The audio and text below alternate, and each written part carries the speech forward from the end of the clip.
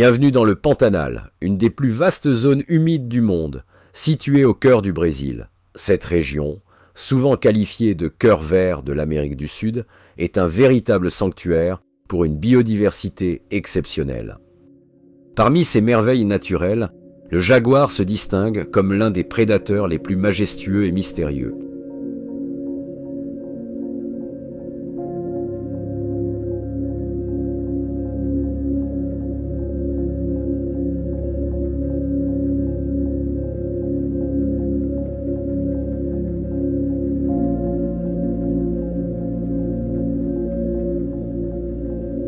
Dans les eaux sombres du Pantanal, un regard perçant émerge à la surface. Presque immobile, seuls ses yeux et ses narines trahissent sa présence. C'est le caïman jacaré, maître discret des marécages. Ce crocodilien, proche cousin de l'alligator, peut atteindre plus de 2 mètres. Robuste, parfaitement adapté à la vie aquatique, il règne ici depuis des millions d'années. Son armure d'écailles est impénétrable, et ses mâchoires, capables d'une pression foudroyante, lui assurent une place au sommet de la chaîne alimentaire. Pourtant, malgré sa puissance, le jacaré sait faire preuve de patience. À l'affût, il attend qu'un poisson, un oiseau ou même un petit mammifère s'approche de trop près. En un éclair, l'eau éclate, la chasse est brève et implacable. Mais le caïman jacaré n'est pas seulement un prédateur. C'est aussi un régulateur essentiel dans son écosystème. Il contrôle les populations de proies, façonne l'environnement aquatique et participe sans le savoir à l'équilibre du Pantanal. Trop longtemps chassé pour sa peau, il a frôlé l'extinction. Aujourd'hui protégé, il incarne la résilience d'une nature sauvage, encore intacte, mais fragile.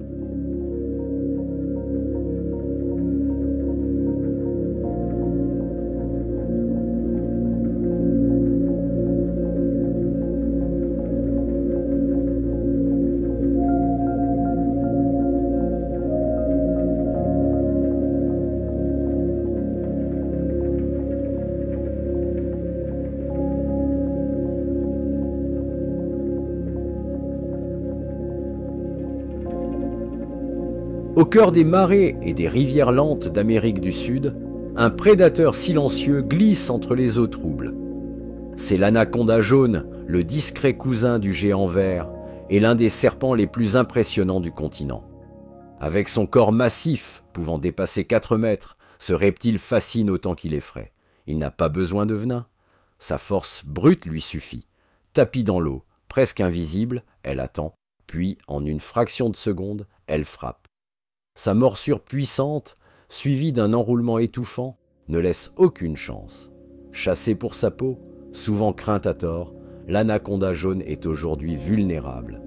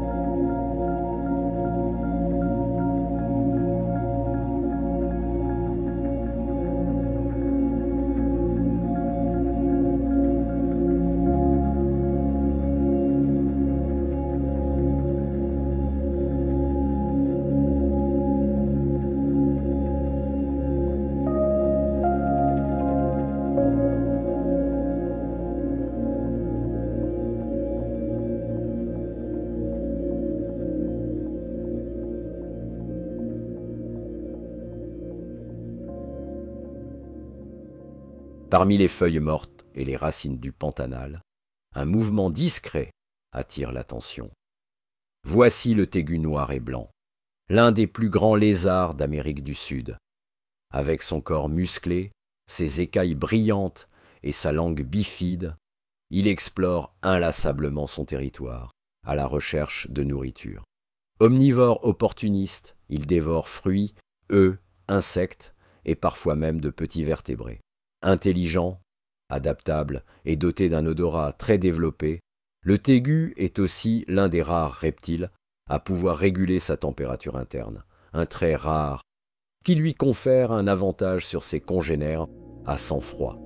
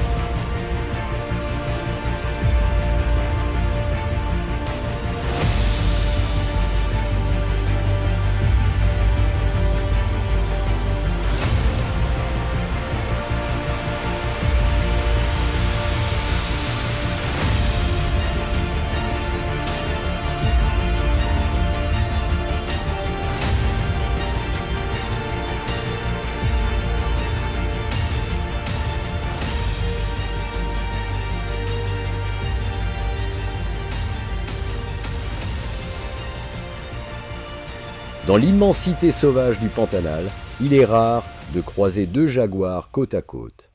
Et pourtant, depuis plusieurs saisons, deux silhouettes familières arpentent ensemble les berges, les îles et les galeries forestières de cette région inondable.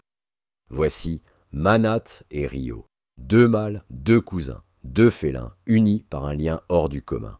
Tous deux sont les petits-fils de Patricia, une femelle emblématique de cette portion du Pantanal. C'est elle qui, des années plus tôt, a forgé une lignée de chasseurs redoutables et parfaitement adaptés à ce territoire mouvant, alternant sécheresse et inondation. Rio, l'aîné, est reconnaissable à sa démarche assurée et à son pelage marqué de rosettes larges. C'est lui qui ouvre la voie. Il connaît ce territoire comme sa poche, les bons passages entre les canaux, les coins à capybara, les arbres à surveiller. À ses côtés, Manath, plus massif, plus jeune d'1 an, le suit de près. Plus puissant, plus impulsif parfois, il préfère l'eau. Quand Rio choisit de contourner, Manath traverse, sans hésiter, les bras de rivière. Malgré leurs différences, un pacte invisible semble les lier. Une coalition, rare chez les jaguars, mais pas impossible. Contrairement aux lions, les jaguars sont profondément solitaires. Chaque mâle adulte contrôle un territoire de plusieurs dizaines, voire centaines de kilomètres carrés, qu'il marque régulièrement par des griffures, des odeurs et des rugissements. Ces espaces sont soigneusement défendus contre les intrus, notamment les autres mâles. Les contacts sont rares et souvent violents. Alors, voir deux jaguars adultes, mâles, évoluer ensemble, chasser ensemble, c'est presque une anomalie dans le monde de ces prédateurs solitaires. Mais parfois, entre frères ou cousins, issus d'une même portée, une tolérance se crée. Mieux encore, une forme de coopération. Ces coalitions sont stratégiques, surtout chez les jeunes mâles. Elles permettent de conquérir un territoire plus rapidement, d'échapper au mâle dominant, ou encore de repousser ensemble d'autres rivaux. Pour Manath, ce lien est vital. Plus jeune, il apprend, il observe, il suit les traces de son cousin. Plus expérimenté, Rio chasse avec précision, choisit les bons moments. Manat complète cette alliance par sa puissance physique et sa capacité à franchir les obstacles les plus denses du marécage. À deux, ils partagent parfois les proies, mais jamais le même corps au même moment. Chacun garde ses distances, même dans la proximité. Une discipline silencieuse, une chorégraphie d'ombre. Leur lien n'est pas affectif, tel que nous l'entendrions, mais il est solide, opportun, efficace. Il se pourrait que cette coalition ne dure que quelques mois ou quelques années. Un jour, l'un d'eux voudra revendiquer seul un territoire. Le lien se rompra sans cérémonie, et les anciens alliés deviendront peut-être adversaires. Mais pour l'instant, Manat et Rio écrivent une page rare de la vie des jaguars du Pantanal. Leur présence conjointe nous rappelle que même les créatures les plus solitaires savent parfois, dans les vastes étendues sauvages, que l'union peut être une force.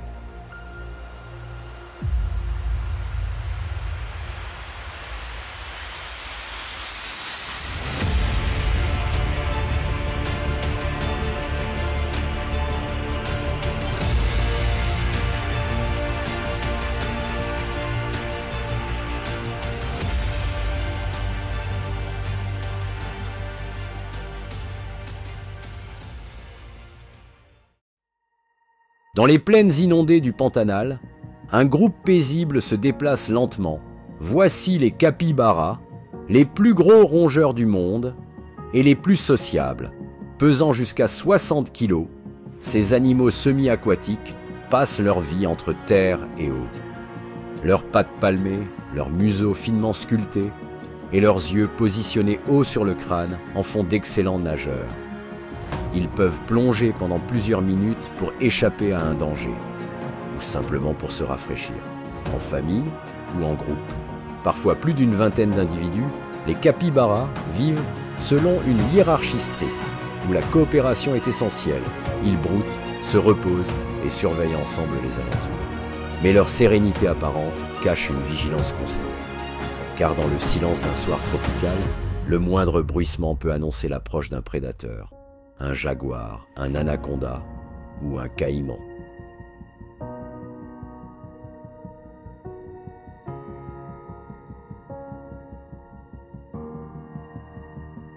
Silencieux et élégant, le cerf des marais incarne la fragilité et la grâce de ces écosystèmes encore sauvages.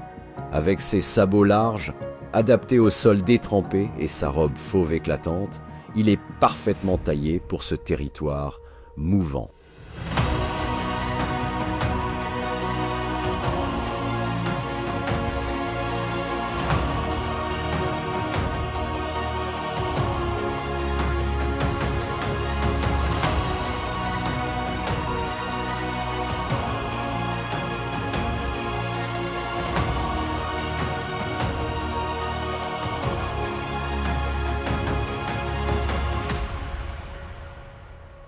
Parmi les nénuphars du Pantanal, une silhouette élégante se faufile avec grâce. C'est Alira, une femelle jaguar, maîtresse discrète de ces eaux calmes. Solitaire et silencieuse, Alira incarne la majesté de la faune sauvage. Ses pas feutrés sur les berges humides témoignent d'une adaptation parfaite à cet écosystème unique. Le Pantanal, plus grande zone humide tropicale au monde, est un sanctuaire de biodiversité. Mais cet équilibre fragile est menacé. Les incendies, exacerbés par le changement climatique, ravagent chaque année des milliers d'hectares. En 2020, plus de 20% du Pantanal ont été détruits par les flammes, mettant en péril de nombreuses espèces, dont le jaguar. La déforestation pour l'agriculture et l'élevage réduit l'habitat naturel d'Alira. Les corridors écologiques se fragmentent, isolant les populations et limitant leur reproduction. Pourtant, des initiatives locales et internationales œuvrent à la conservation du Pantanal. Des réserves naturelles sont créées, des programmes de surveillance sont mis en place et l'écotourisme responsable est encouragé. Protéger Alira, c'est préserver un symbole de la nature sauvage. C'est assurer la survie d'une espèce clé de l'écosystème. C'est, en somme, choisir de maintenir l'harmonie d'un monde où l'homme et la nature coexistent en équilibre.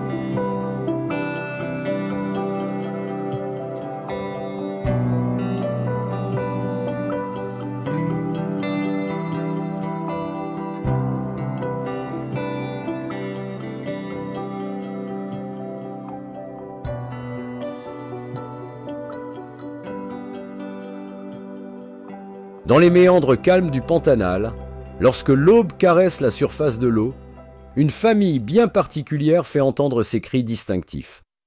Ce sont les loutres géantes, surnommées les loups de rivière d'Amérique du Sud. Contrairement à bien des mammifères solitaires de la région, les loutres géantes vivent en familles très soudées, dirigées par un couple reproducteur. Chaque groupe peut compter jusqu'à 10 individus, unis par des liens de sang, et une organisation sociale étonnamment complexe. Leur territoire est vaste, souvent plusieurs kilomètres de rivières, soigneusement balisés par des marquages odorants. Ils le défendent vigoureusement contre toute intrusion, qu'elle vienne d'autres groupes de loutres ou d'un prédateur. Car, malgré leur taille, jusqu'à 1,80 m, les loutres géantes ne sont pas sans danger. Les anacondas, les caïmans ou même les jaguars guettent, mais la force de ces loutres réside dans la coopération. En groupe, elles sont redoutables. Elles harcèlent, encerclent, repoussent. Leur intelligence et leur coordination font d'elles des chasseuses, mais aussi des protectrices exemplaires.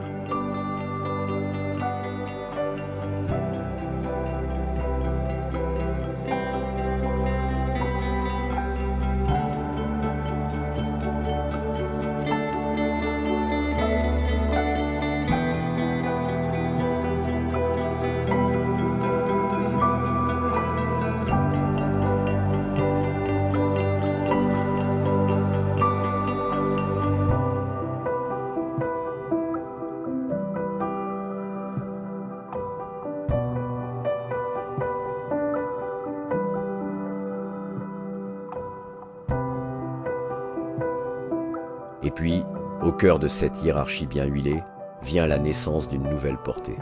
Les petits naissent aveugles, vulnérables, dans un terrier aménagé dans la berge. Pendant les premières semaines, ils ne quittent pas la sécurité du repère. Les adultes apportent la nourriture, surveillant les alentours, et communiquent avec eux constamment. Lorsque vient le moment d'explorer, la vigilance redouble. Chaque sortie est orchestrée comme une expédition. Les parents nagent en cercle, forment des remparts de leur corps pour éviter qu'un jeune ne dérive ou ne disparaisse. Un accident est vite arrivé, une vague, un courant plus fort, une présence indésirable. Mais dans cette famille, chacun veille sur les plus jeunes. Ce n'est pas un instinct individuel, c'est une responsabilité collective. Et c'est là tout le génie social des loutres géantes. Dans un environnement souvent impitoyable, elles ont choisi la solidarité comme arme de survie. Les observer, c'est contempler un monde où l'entraide est aussi naturelle que l'eau qui les porte.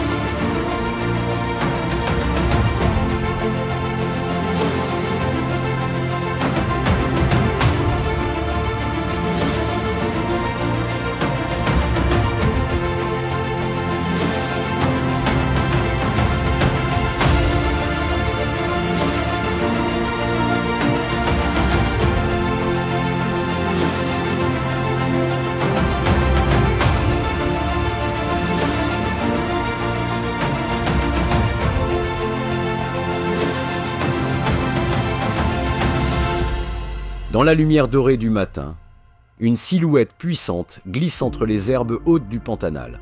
C'est Medrosa, une mère jaguar. Silencieuse, déterminée, elle s'éloigne. Elle a un but.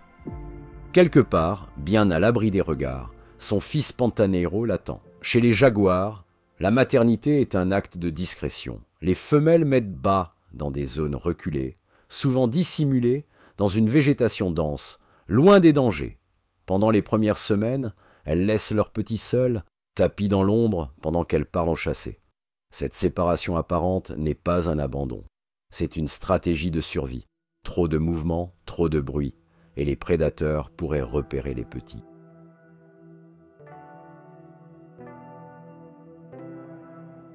Alors la mère revient toujours, discrètement, sans se faire voir, parfois plusieurs fois par jour, pour nourrir et surveiller. Pantanero a grandi, il n'est plus un nouveau-né, et aujourd'hui, Medrosa revient vers lui, non plus seulement pour nourrir, mais pour enseigner.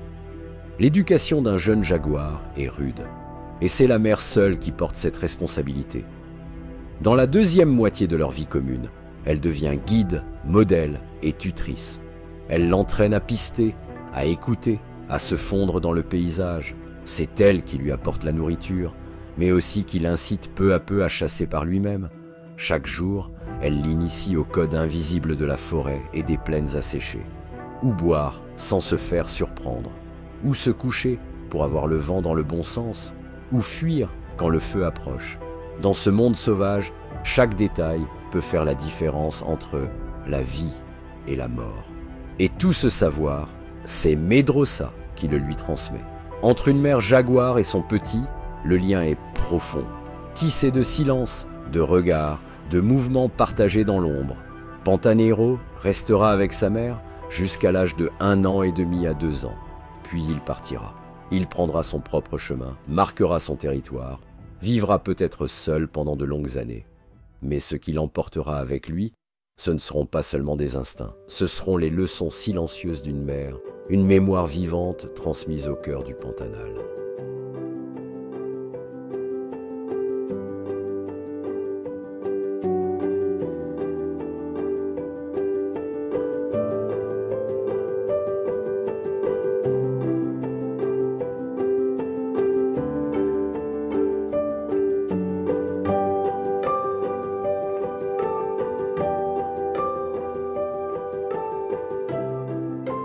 Dans les forêts-galeries du Pantanal, de petites silhouettes agiles bondissent de branche en branche.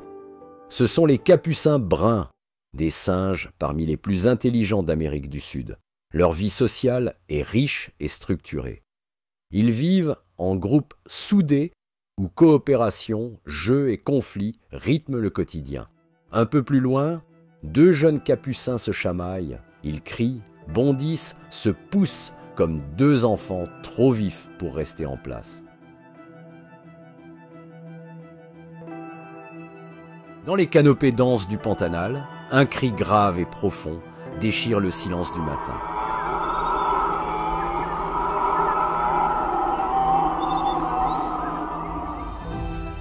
C'est le chant du singe, hurleur noir, l'un des sons les plus puissants de toute la forêt tropicale.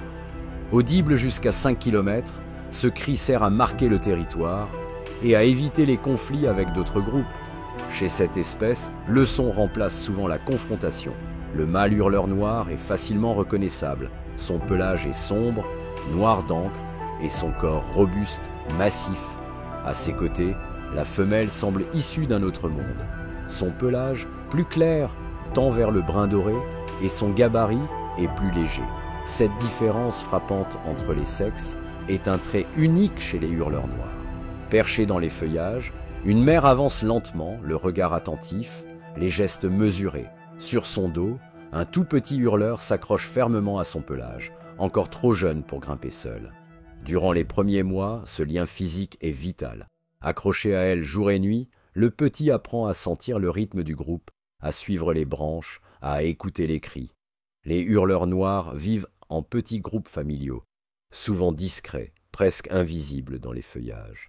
Ils se nourrissent essentiellement de feuilles, qu'ils digèrent lentement grâce à un système digestif spécialisé.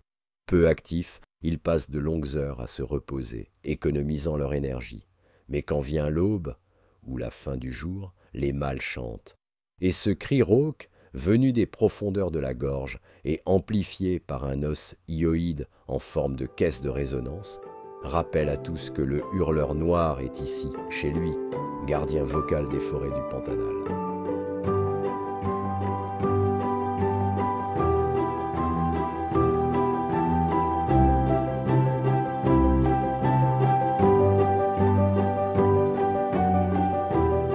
À l'ombre d'un grand arbre, à Payara, une magnifique femelle jaguar s'accorde un moment de calme. Allongée sous les feuillages, elle fait soigneusement sa toilette, passant lentement sa langue râpeuse sur son pelage doré. Un geste familier, presque félinement domestique. Comme les chats de nos foyers, les jaguars sont obsessionnels de propreté. Leur langue, rugueuse comme du papier de verre, retire poussière, parasite et entretient la brillance de leur fourrure. Apeyara est l'une des 5 grandes espèces du genre Panthera, aux côtés du lion, du tigre, du léopard et du léopard des neiges. Des félins puissants, discrets, faits pour la chasse et le silence. Mais chez le jaguar, la puissance se lie aussi dans l'élégance. Son pelage, couvert de rosettes noires uniques à chaque individu, est bien plus qu'une œuvre d'art. C'est un véritable passeport d'identité. Les chercheurs s'en servent pour reconnaître chaque jaguar, comme une empreinte digitale. Reposée, propre, vigilante, Apeyara ne fait aucun bruit, mais chaque détail de son corps parle de force, de précision et d'une beauté que la forêt garde farouchement pour elle.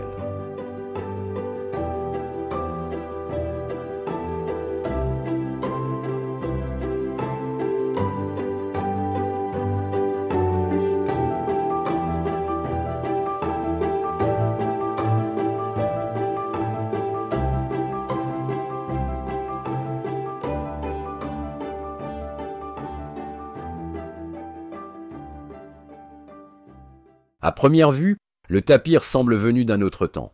Avec son corps massif, sa peau épaisse et cette étrange trompe souple, il semble mêler les traits d'un cochon, d'un éléphant et d'un cheval, mais ce curieux mammifère est unique, parfaitement adapté aux forêts tropicales du Pantanal.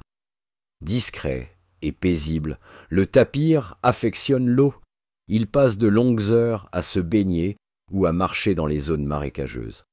Plonger dans un fleuve ou une lagune lui permet de se rafraîchir, mais aussi de fuir les prédateurs. Il nage avec une étonnante agilité. C'est dans l'eau qu'il se sent le plus libre. Le tapir est un solitaire tranquille, mais il partage souvent son territoire avec d'autres individus. Leurs chemins se croisent, surtout la nuit, car ce sont des animaux majoritairement nocturnes. Ils communiquent par de petits couinements aigus et des marques odorantes pour signaler leur passage. Côté alimentation, le tapir est un herbivore strict. Il se nourrit de feuilles tendres, de fruits tombés au sol, de tiges et de jeunes pousses.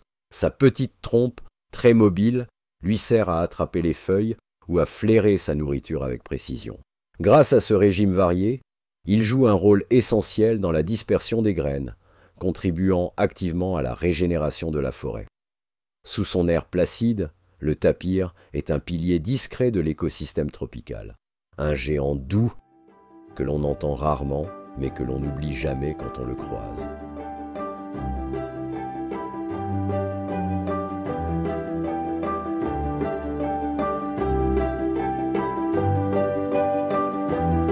À l'abri de la chaleur écrasante, Guaraci, une femelle jaguar, repose paisiblement sous un arbre, immobilité totale. Mais ne vous y trompez pas, elle perçoit tout. Les sens du jaguar sont ceux d'un prédateur d'élite. Ses yeux, d'un jaune profond, perçant même dans l'ombre, sont capables de voir 6 fois mieux que les nôtres dans la pénombre, idéal pour traquer la nuit quand la forêt s'endort. Son ouïe est extrêmement fine. Chaque bruissement, chaque battement d'aile est enregistré, interprété, et son odorat puissant lui permet de suivre une piste, de détecter une proie ou un rival. Mais ce qui le rend presque fantomatique dans la jungle, ce sont ses coussinets larges et souples. Ils absorbent chaque pas, effaçant toute trace sonore. Le jaguar ne marche pas, il glisse. Un tueur silencieux. Guaraci, comme toutes les femelles adultes, mesure environ 1,50 m de long, sans compter la queue, et pèse entre 70 et 90 kg. Un mâle adulte peut atteindre 120 kg, parfois plus. Plus massif, plus large, mais tout aussi discret. Dans la nature, un jaguar peut vivre en moyenne 12 à 15 ans, un peu plus en captivité. Mais chaque jour dans le Pantanal est un défi, et chaque instant de repos, comme celui-ci, est précieux.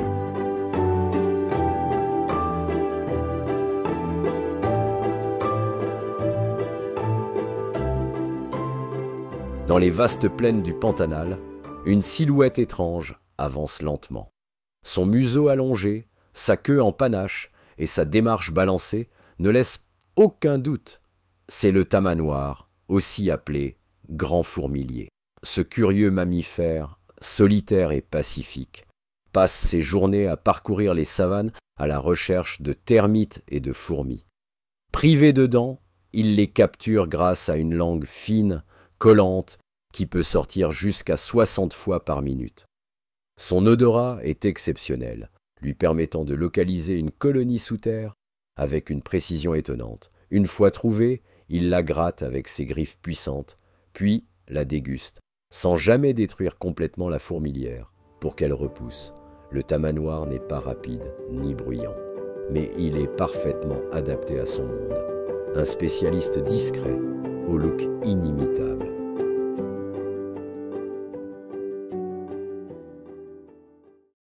Parmi les rois silencieux du Pantanal, Usado attire les regards.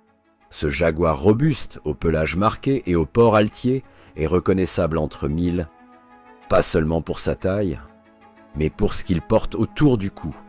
Un collier GPS, non pas une marque de captivité, mais un lien entre la science et la nature sauvage.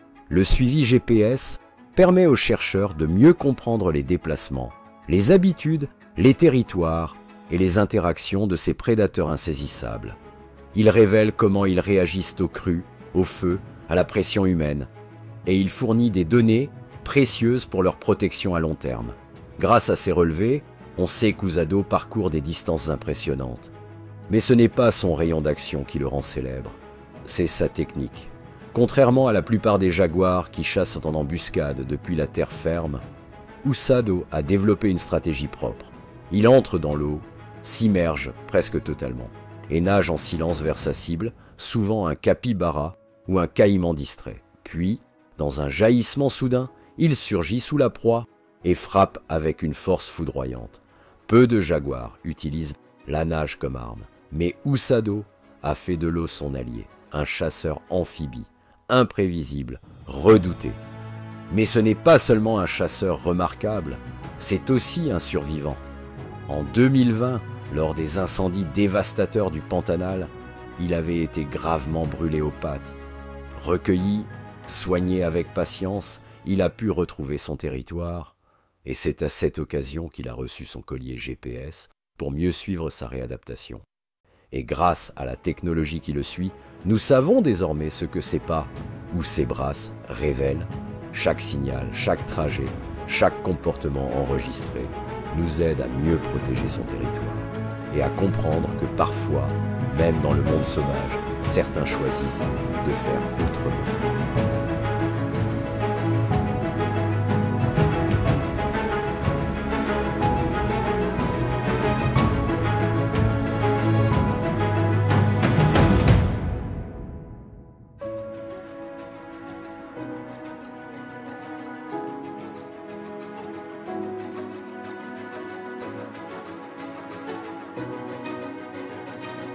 À l'aube, le silence du Pantanal est rompu par une petite agitation.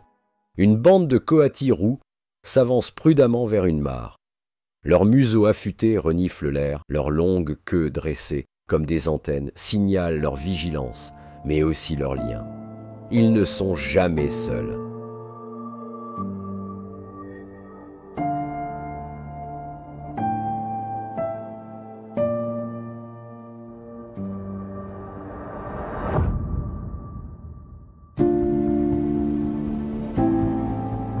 Un peu plus tard, on les retrouve dans les arbres, bondissant de branche en branche avec une aisance surprenante. Grimpeurs agiles, ils se déplacent aussi bien au sol que dans les hauteurs, profitant des moindres ressources de leur environnement. Petits mais essentiels, les coatis sont de véritables jardiniers de la forêt et de joyeux ambassadeurs de la vie sociale dans le monde sauvage.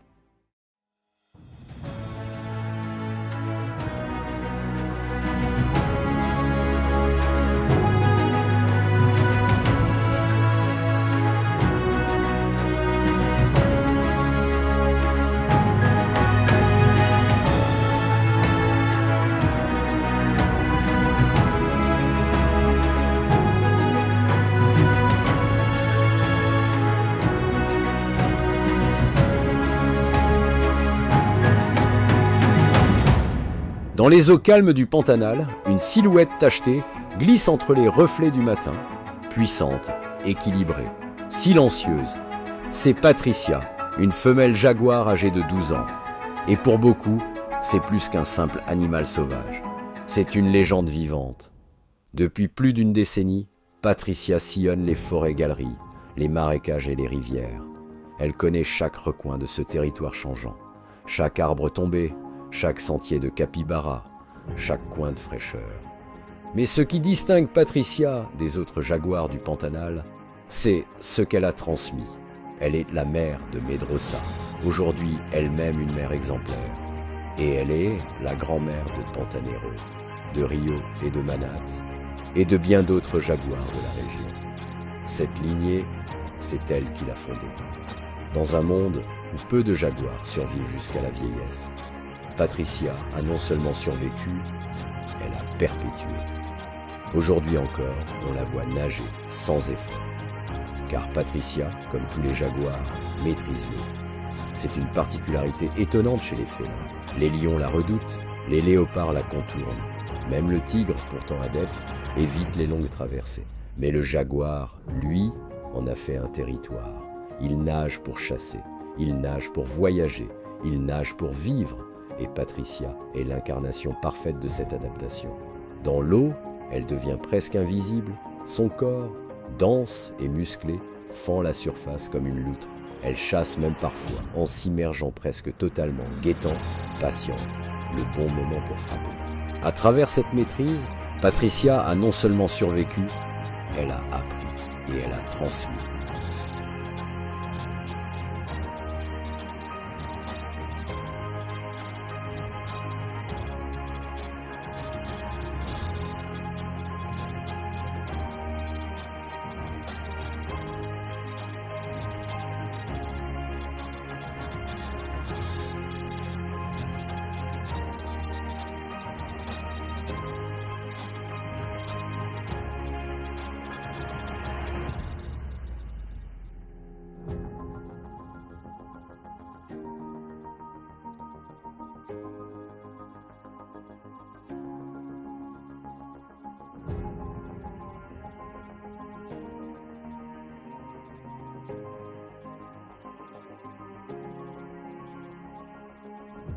Aujourd'hui, après 8 petits qui ont grandi, chassé, parfois quitté ce territoire, Patricia a donné naissance à un 9e, un nouveau souffle, un dernier chapitre.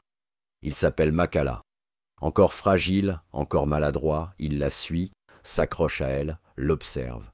Il est son dernier fils, et peut-être son héritier. À 12 ans, Patricia aurait pu se retirer, rester en retrait, loin du tumulte. Mais non. Elle continue, elle agrandit sa lignée, elle préserve les jaguars du Pantanal, non par instinct, mais par puissance naturelle.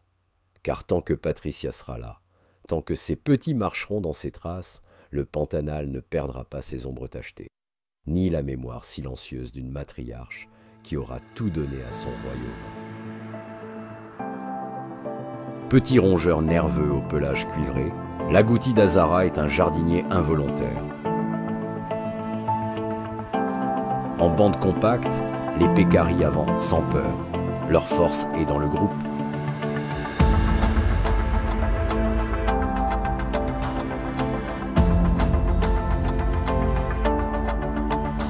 Silencieux, attentif, le renard des marais préfère l'aube et le crépuscule.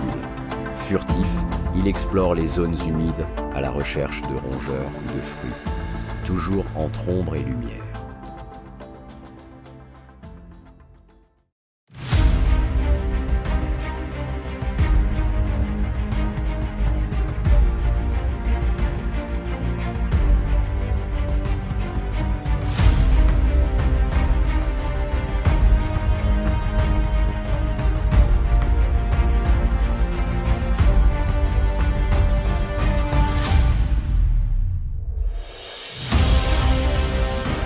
Le silence de la berge se brise en une fraction de seconde. Ti, une femelle jaguar puissante et expérimentée, vient de surgir de l'eau. Ses crocs plantés dans les écailles d'un énorme caïman, elle le tire brutalement hors de l'eau. Le combat est bref, mais violent. Le caïman tente de se débattre, fouette l'eau de sa queue, claque des mâchoires. Mais Ti ne relâche pas sa prise. Chez les jaguars, la mise à mort est précise. Une morsure à la base du crâne, parfois, suffit à briser la colonne vertébrale de la proie. Mais ici, face à un reptile aussi robuste, Ti adapte sa stratégie. Elle saisit sa gorge, écrase les os de son larynx, avec une pression inouïe, et soudain, tout s'arrête. Le caïman s'effondre dans ses crocs.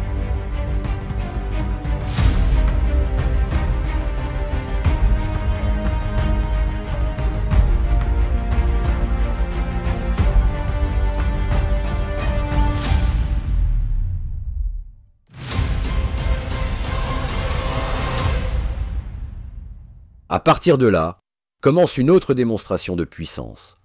Ti ajuste sa prise, puis traîne lentement sa proie vers l'eau. Dans un mouvement fluide, elle entre dans le courant, le poids de sa victime ballottant derrière elle. Le jaguar est le seul grand félin à aimer l'eau.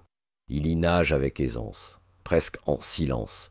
Mais ici, Ti nage avec un cadavre de plus de 50 kilos accroché à sa mâchoire. Cela semble surhumain, et pourtant, c'est sa nature. Le jaguar possède les mâchoires les plus puissantes du monde félin, plus que le lion, plus que le tigre. Cette force lui permet de percer la carapace d'une tortue ou d'écraser le crâne d'un capybara d'un seul coup. Ti s'éloigne, disparaît entre les herbes flottantes. Elle sait où aller. Les jaguars ne mangent pas sur place. Ils traînent leur proie dans un endroit tranquille, à l'abri des regards, souvent ombragé et sec. Un lieu sûr pour déguster en paix.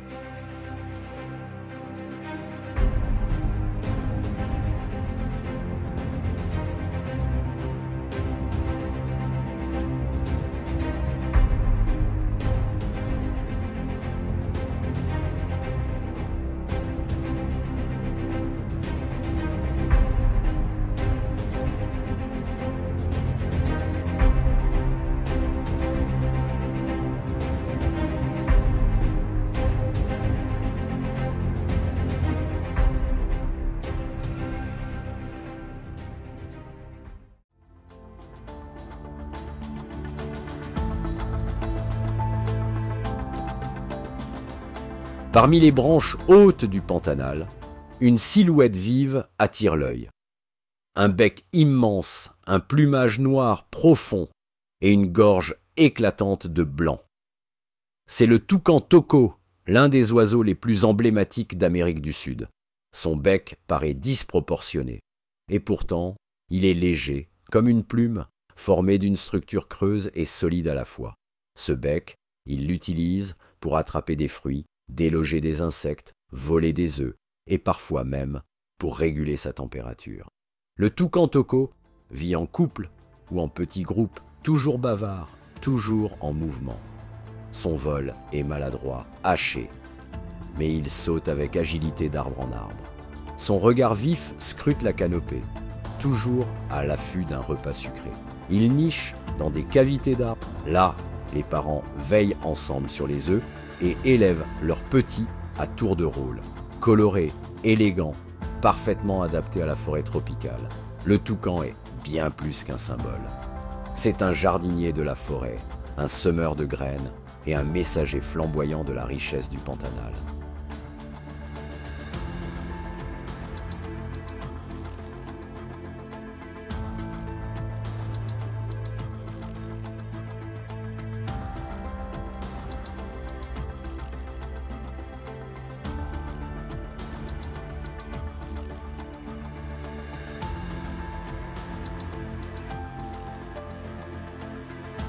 Plus petit mais tout aussi éclatant, l'Aracari bondit d'arbre en arbre comme une étincelle tropicale. Son bec coloré et son cri perçant l'annoncent bien avant qu'on ne le voie. Un joyau miniature dans un monde de géants.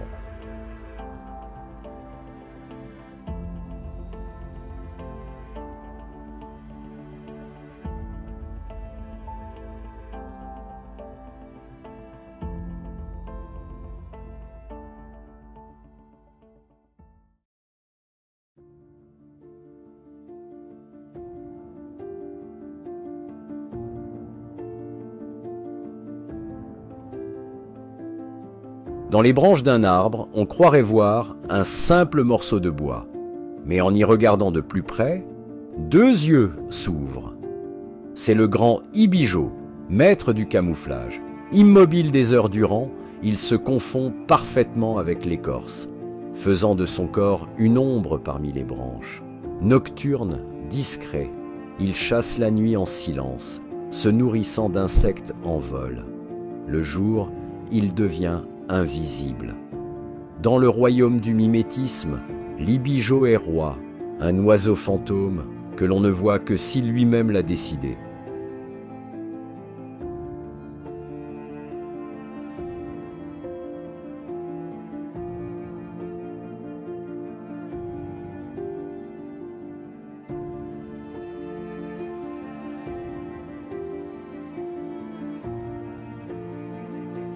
Parmi les silhouettes les plus imposantes du Pantanal, une figure blanche se détache des marais. Son long cou, son plumage immaculé et sa tête noire marquée d'un collier rouge ne laissent aucun doute. C'est le Jabirou d'Amérique, le plus grand échassier du continent. Haute de près d'1,50 m, cette cigogne géante est un symbole du Pantanal, un veilleur des zones humides. Elle se nourrit d'amphibiens, de poissons, de reptiles et joue un rôle essentiel dans l'équilibre de ces eaux riches mais vulnérables. Monogame, le jabirou revient chaque saison au même nid, perché dans les arbres les plus hauts, où il élève ses petits dans un équilibre fragile entre ciel et terre. Et puis, vient le moment. Avec lenteur, il déploie ses ailes gigantesques et dans un souffle silencieux, prend son envol. Un battement, puis un autre, et le jabirou s'élève, digne, majestueux, comme s'il emportait avec lui une part du ciel du Pantanal.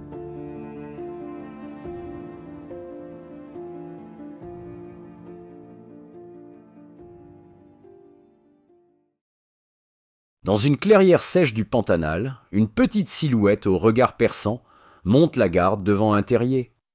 C'est la chevêche des terriers, une chouette qui vit au sol.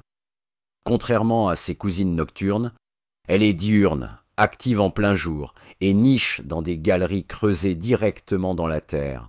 Et c'est souvent le jeune de la famille qui attire tous les regards. Son plumage est encore flou, sa posture un peu maladroite et surtout, il passe son temps à tourner la tête dans tous les sens, comme si chaque bruit méritait une chorégraphie. Un mouvement comique, mais terriblement efficace. Chez les chouettes, la tête peut pivoter jusqu'à 270 degrés, compensant l'immobilité de leurs yeux. Vigilante, vive, expressive, la chevêche semble toujours un peu inquiète ou très curieuse. Mais ne vous fiez pas à son air amusant. C'est un redoutable chasseur d'insectes et de petits rongeurs, parfaitement adapté aux grandes plaines ouvertes du Pantanal. Et ce jeune, aussi drôle soit-il, sera bientôt un gardien à son tour.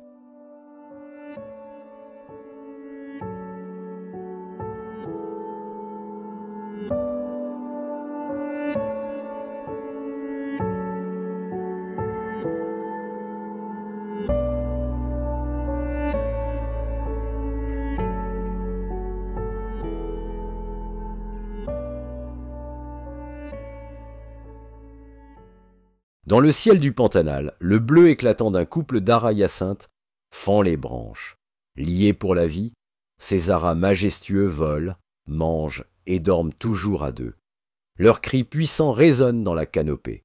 Mais entre eux, les gestes sont tendres, un regard, un toilettage, une graine partagée, un amour ailé, vibrant de couleurs, dans le plus grand des silences tropicaux.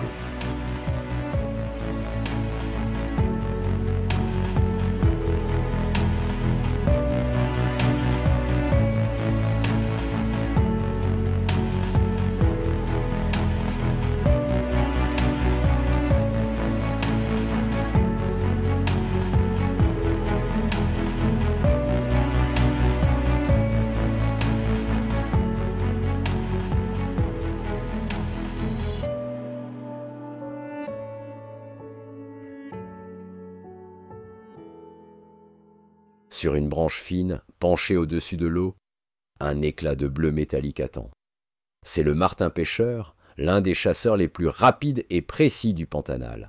Avec sa silhouette compacte, son bec effilé comme une flèche, il guette chaque mouvement sous la surface.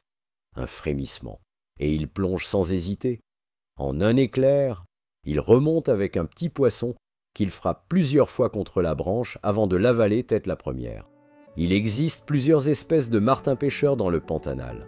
Le grand aux couleurs vives, le nain au vol vif, et d'autres.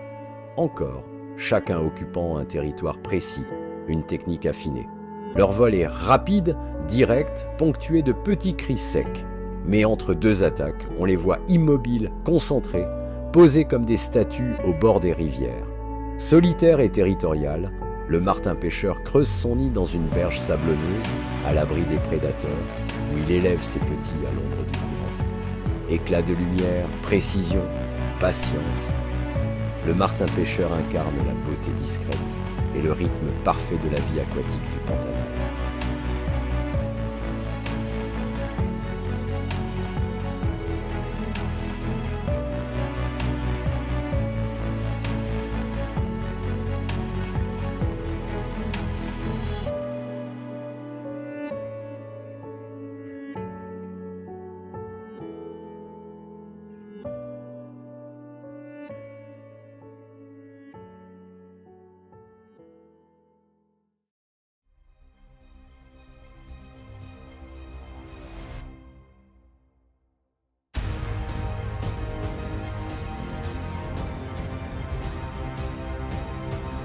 Posée au sommet d'un tronc creux, la buse à échasse tente sa chance.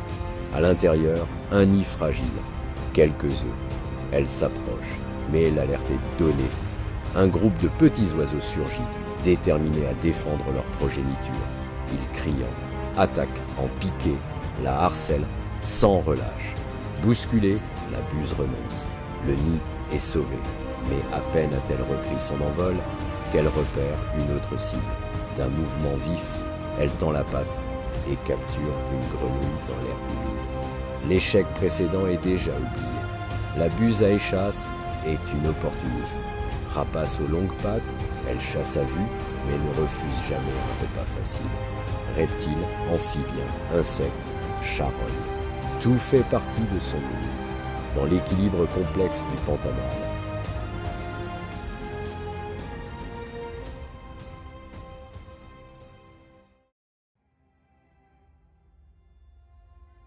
Perché dans un arbre dégagé, le caracara huppé observe les alentours. Charognard opportuniste, il attend que l'occasion se présente, prêt à descendre dès que le sol s'agite. Un peu plus loin, sur une branche nue, la buse à tête blanche se tient parfaitement immobile. Ce rapace diurne alterne charogne et petite proie, amphibien, reptile, insecte. Discrète, précise, elle survole ensuite les clairières, basse et silencieuse, guidée par la moindre vibration dans l'herbe.